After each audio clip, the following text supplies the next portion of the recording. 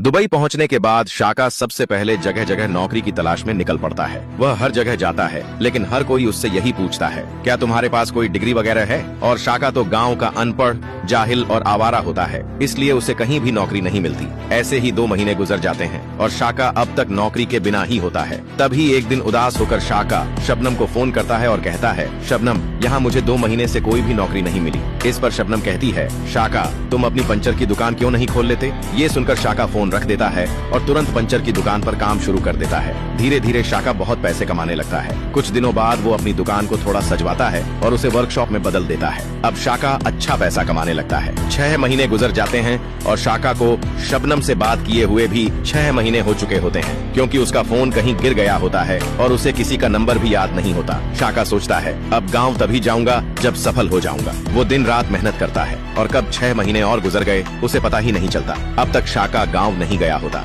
दूसरी तरफ बशेरा शीदालाल से कहता है, मुझे नहीं लगता कि वो शाका अब वापस आएगा। इस पर शीदालालू कहता है, हाँ, मुझे भी यही लगता है। अब तो 8 महीने हो गए हैं, शाका न तो आया और न ही कोई फोन किया। शीदालाल जबरदस्ती शबनम की शादी बशीरालाल से करवा देता है। शादी के बाद बशीरालाल तो बहुत खुश होता है, लेकिन शबनम अंदर ही अंदर टूट चुकी होती है। पर शादी हो चुकी होती है, इसलिए वो अपना दर्द भूलकर बशीरालाल के साथ रहने लगती है। उधर जब 1 साल बाद शाका गांव लौटता है तो वह बहुत अमीर आदमी बन चुका होता है। वह शीदालाल से पूछता है, शबनम कहाँ है? देखो, मैं अमीर बनकर लौट आया हूँ। इस पर शीदालाल कहते हैं, शाका, मैंने तुम्हारा 6 महीने तक इंतजार किया था, लेकिन तुम्हारा कोई पता नहीं चला, इसलिए शबनम की शादी बशीरालाल से करवा दी। ये सुनकर शाका के होश उड़ जाते हैं। फिर गुस्से में कहता है, अब मैं किसी को जिंदा नहीं छोड़ूंगा, मेरे साथ धोखा हुआ है, और वह वहां से चला जाता है। अब सवाल ये है, क्या शाका अपना बदला लेगा या नहीं? अगला पार्ट देखने के लिए लाइक और